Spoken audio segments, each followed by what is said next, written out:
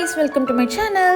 Yesterday night பார்த்தீங்க அப்படின்னா நாங்கள் ஒரு 10 பாதாம், அதுக்கப்புறம் ஷியா சீட்ஸ், தென் வந்துட்டு கொஞ்சமாக அத்திப்பழமும் பிளாக் கிரேப்ஸும் ஊற வச்சுருந்தோம்.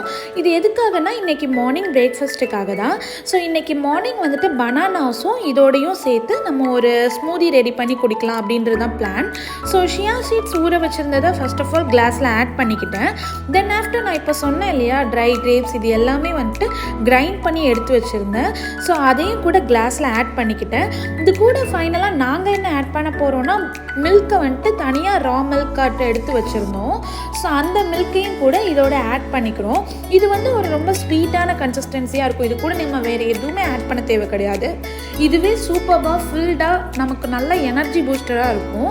ஸோ மார்னிங் இதுதான் நாங்கள் எடுத்திருந்தோம். ப்ளஸ் வந்து ஃப்ரூட்ஸ் எடுக்கணுங்கிறதுக்காக இன்றைக்கி பப்பாயா எடுத்திருந்தோம்.